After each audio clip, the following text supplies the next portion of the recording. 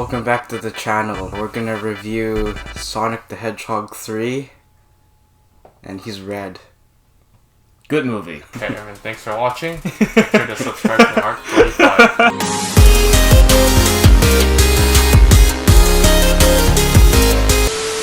We are going to do something that I would think we would have never done, which is to review a DC movie, because the last two were so garbage that I couldn't be asked. This one I wouldn't say is any better, but it was worth talking about, because it had some interesting things, and I have some of the Funko Pops, as in only 3 of them, because I thought it's a waste of money if I buy the entire set. So I picked up the 3 that I enjoy the most, and that is actually the trio that we see in the movie, which is obviously, of course, Flash, Michael Keaton Batman, and Supergirl. Spoilers at the end, so right now is the non-spoiler section, so in the meantime, I will this side, and we can talk about the movie.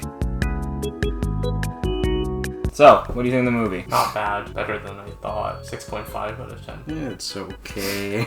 Just give it a 5. I enjoyed it a lot more than some of the other DC movies, so I'm gonna give it a 7 out of 10. Like, it's actually better in terms of DC. Unfortunately, this movie underperformed in the box office. I think their budget was around $300 million, and they only managed to make around 200 something back. So it definitely was a bomb for sure, which is kind of sad because despite Ezra Miller's controversy surrounding him outside of the movie, I think this movie was actually pretty decent. It's like DC's attempt at a multiverse movie.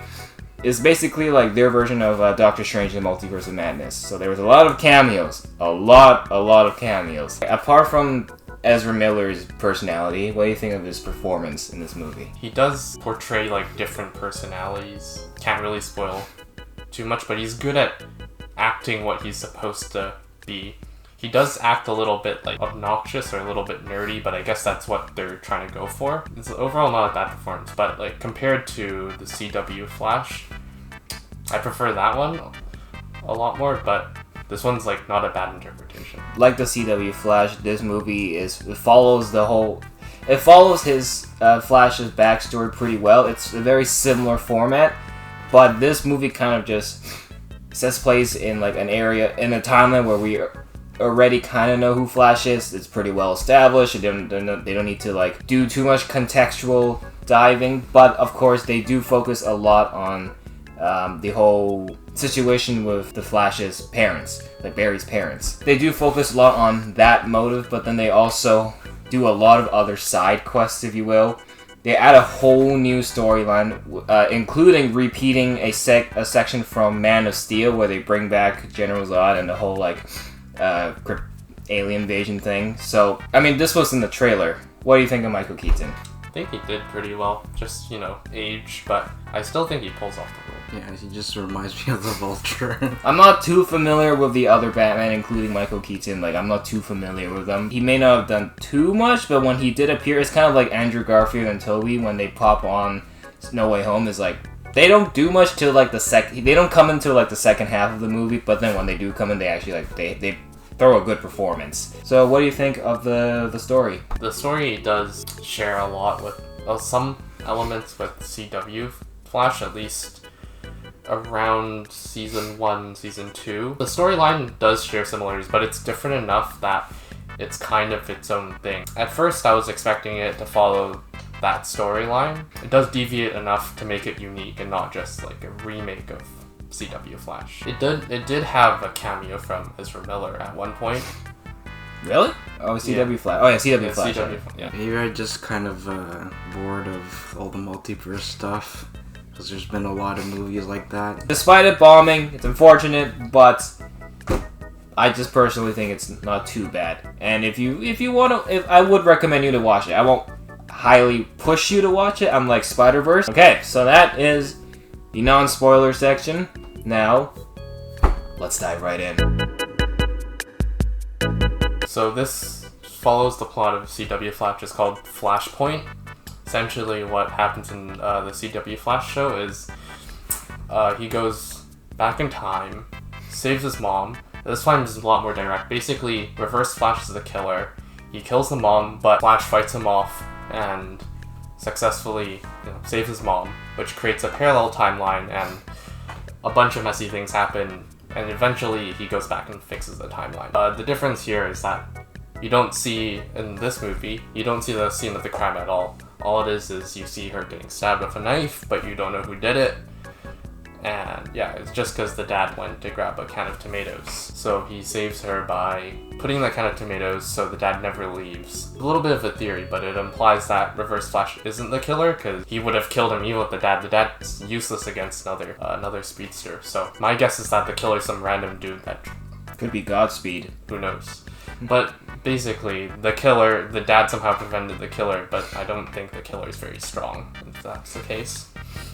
So it kind of showed the killing from Barry's perspective. So he was like still looking in his bedroom, and you can see in the shutters of the window where the dad just got back, and he hears his mom screaming, and he rushes in to see what happened, and then it just cuts to him telling Barry to call 911. Why was he wrongfully convicted? Because they couldn't find any evidence of the actual killer. And so no one else. They didn't find another suspect. Okay, yeah. So that's why the dad was basically framed, and he was convicted, and now he was in prison. The end of the movie kind of focused on the resolve, because in the beginning we learned that his dad was going to go to another court trial the next day, and the next hearing, and I think because they had new evidence. And by the way, Bruce Wayne tries to help out the case. So he took some of the security cam footage from the store of his dad. Obviously, the footage was very blurry, so they couldn't make out his face.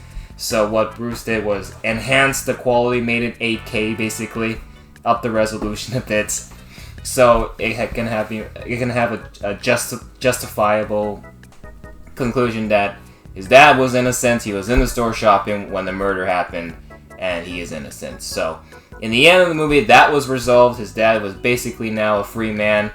But then it was glossed over quite quickly with another cameo. Reverse Flash is not the villain.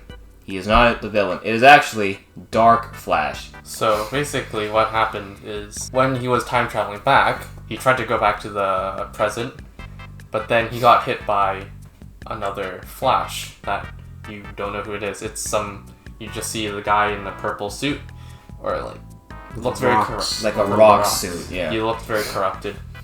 At first, I was like, that might be Reverse Flash, their interpretation of it would be very different, though, because Reverse Flash is supposed to be yellow. He ends up at his own house, where his mom's still alive, but he's also still alive, and he's 18. So that's his past self at 18. That's kind of the plot point, because it deviates from CW Flash. He basically trains that Flash, gives him his powers, by recreating the accident by bringing him to the building where he got shot or zapped. But for some reason, this part's a little bit of a plot hole, or it's not explained, but he loses his power when he gets electrocuted.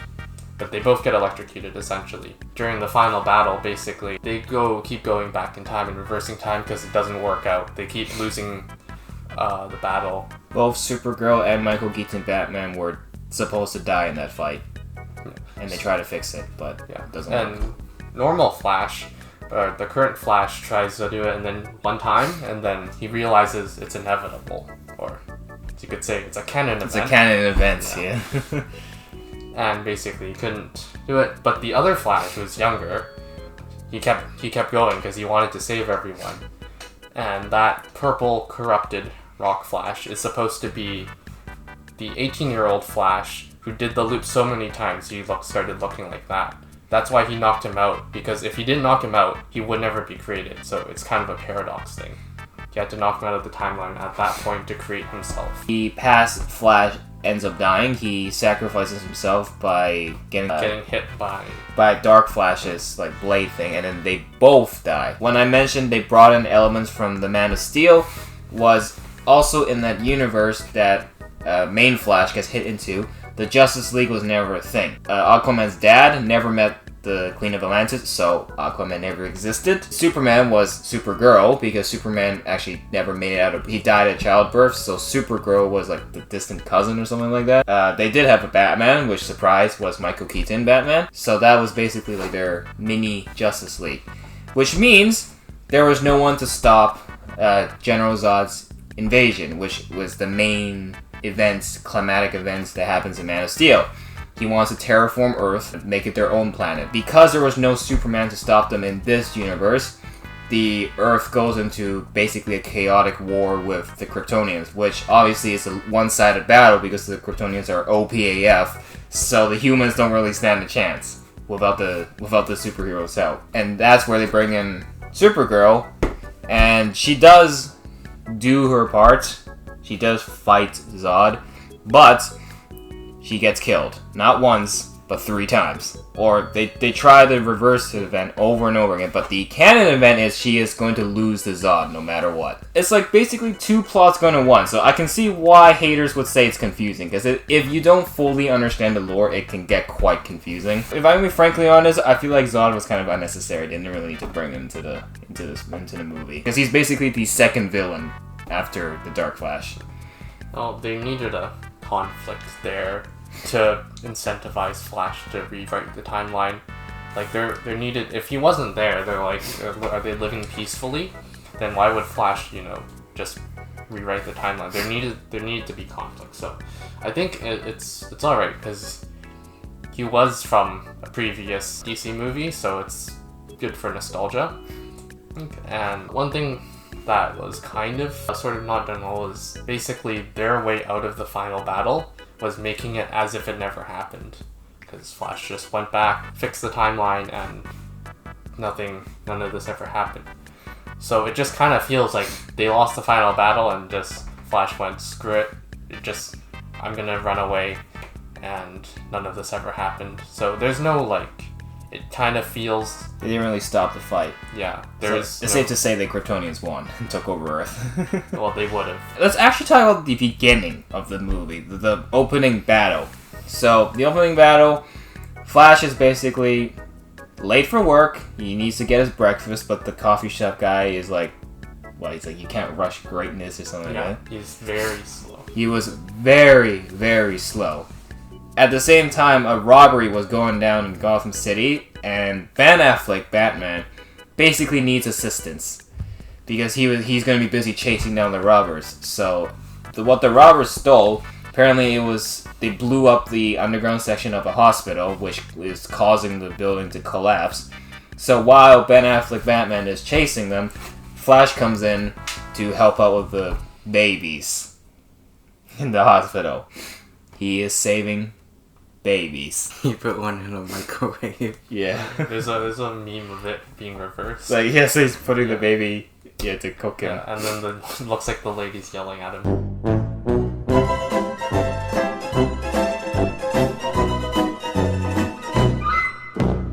I like the choreography on it though.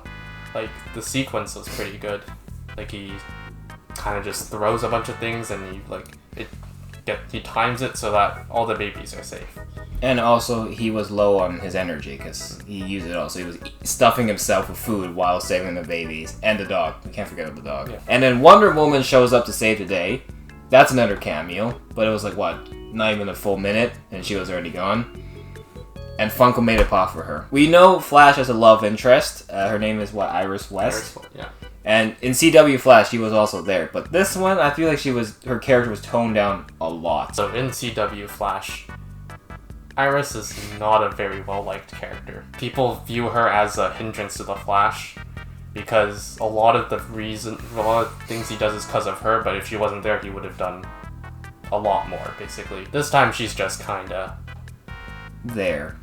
Yeah. I guess now we can talk about the big elements of this movie, which is the 10,000 cameos that show up. So, I already mentioned Wonder Woman. I guess Ben Affleck Batman counts as one, because he was really just in the beginning, and then... Well, there was no one other scene where he talks with Flash about the whole, universe jumping thing. Michael Keaton Batman, obviously.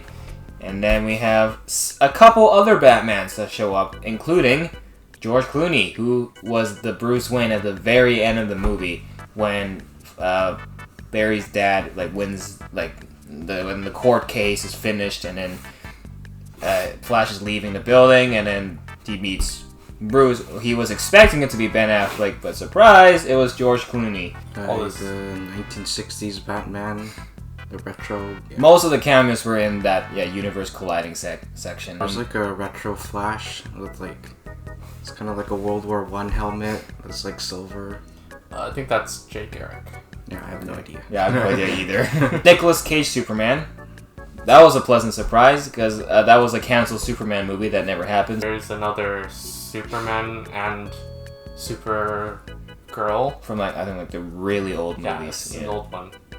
The actors are dead, by the way, so they did not recast them. And the animation, they're all like rubbery and like how they move. It looks like a video game. Aquaman at the post-credit scene, of course, to set up the second Aquaman movie. Overall, I like the cameos. It's pretty cool. I understand when people say the CGI was so bad. The moment that was probably the worst for me was that Nicolas Cage Superman cameo. It was like it looks like it came out of like a PS4 video game or something like that. If you really hate bad CGI and you just absolutely cannot stand it, then Don't watch the movie. yeah, don't watch it. But if you're okay with a little bit and it doesn't appear like too often, then I think it's fine. I wouldn't say it's like video game animation. The visuals are good, but it's just how they move. But I wouldn't say it's like from a PlayStation 4 era, maybe like older. Even older.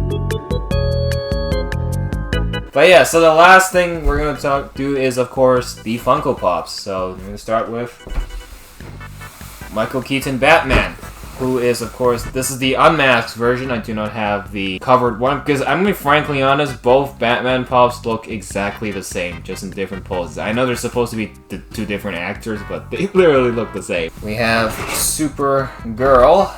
The first fight scene seemed a little bit CGI. Like, not really, but like the impact of her punches didn't look like realistic.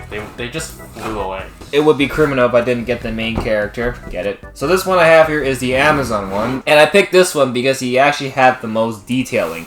As you can see, he is running. And when he's running, you can see the electric charges flowing behind him. And you can kind of... They also include a little piece of, like, this, I guess, the sand particles. Because when you run really fast, there's dust that kicks behind you. It does look like he's giving you a thumbs up. As he's running by. Yeah. So, that is basically all the Pops, and that is basically the movie. So, Watch the movie if you like Sonic. We're back, and Ryan is locked away in his cage. Send us some Bitcoin. We need some money for his for food. It was all spent on Funko Pops. Also, subscribe to his channel. Brandon will take over the channel. See you in the next movie review.